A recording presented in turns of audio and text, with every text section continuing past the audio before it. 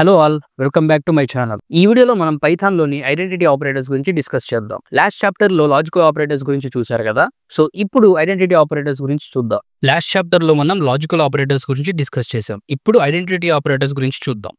Identity operators అంటే nothing but comparison operators అండి. మీరు ఆల్రెడీ కంపారిజన్ ఆపరేటర్స్ చాప్టర్ చూసుంటే మీకు అర్థమవుతుంది. కంపారిజన్ ఆపరేటర్స్ లో is equals to, not equals to అనే రెండు ఆపరేటర్స్ ఉంటాయి. అవే ఇక్కడ ఈజ్ నాట్ అని చెప్పి మనకి ఐడెంటిటీ ఆపరేటర్స్ లో ఉంటాయి అనమాట.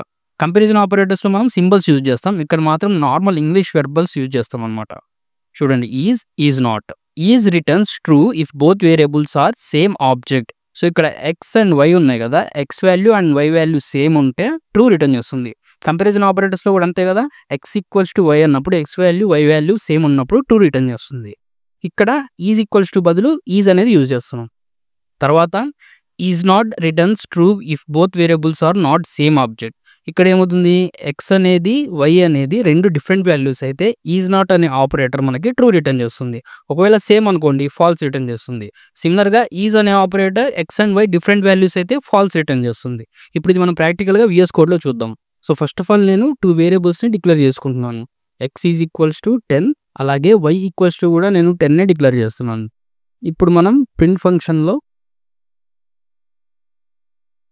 ఎక్స్ ఈజ్ వై అని రాశాను. అంటే x value why value compare చేసుకొని ఆ రెండు వాల్యూస్ సేమ్ అయితే ట్రూ రిటర్న్ చేస్తుంది. కంపారిజన్ ఆపరేటర్స్లో అయితే మనం ఎలా రాస్తాం, x is equals to y కదా. ఈ రెండు స్టేట్మెంట్స్ కూడా సేమే, x equals to y, x equals to y. ఈ రెండు ఎక్స్ప్రెషన్స్ కూడా x value and why value same అయితే ట్రూ రిటర్న్ చేస్తాయి. చూడండి, true and true. X is y అనేది true, x equals to why అనేది కూడా ట్రూ. ఇక్కడ X value and why value same ఉన్నాయి. అండ్ ఇక్కడ ఈజ్ అనే ఆపరేటర్ అండ్ ఈక్వల్స్ టు అనే ఆపరేటర్ కూడా మనకి ఒకేలాగా వర్క్ చేస్తాయి. ఇప్పుడు ఈజ్ నాట్ చూద్దాం. ఇక్కడ మనకి X value and why value equal ఉన్నాయి కదా, సో ఈజ్ నాట్ యూజ్ చేసినప్పుడు మనకి రిజల్ట్ అనేది ఫాల్స్ రావాలి. X is not y. అలాగే కంపారిజన్ ఆపరేటర్స్లో ఎలా రాస్తాం, నాట్ ఈక్వల్స్ టుని is not equals to y. Clear కదా.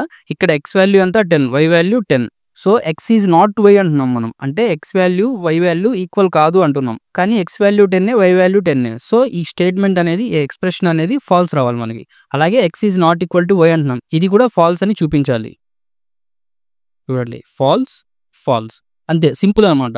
ఐడెంటిటీ ఆపరేటర్స్ అంటే nothing but equals to, not equals to. ఈ identity operators, comparison operators, logical operators, arithmetic ఆపరేటర్స్ని మనం ప్రాక్టికల్గా ఎక్కడ యూజ్ చేస్తాం అనేది ప్రాబ్లమ్ సాల్వింగ్ చేస్తున్నప్పుడు మీకు క్లియర్గా అర్థమవుతుంది. సో గైస్, ఐడెంటిటీ ఆపరేటర్స్ గురించి అర్థమైంది కదా.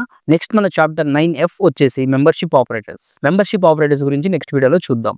ఈ వీడియో మీకు యూస్ఫుల్ అనుకుంటే లైక్ చేయండి, మీ ఫ్రెండ్స్తో షేర్ చేయండి. అలాగే మనం డిస్కస్ చేసిన దాంట్లో ఎలాంటి డౌట్స్ ఉన్నా కూడా కామెంట్ బాక్స్లో కామెంట్ చేయండి.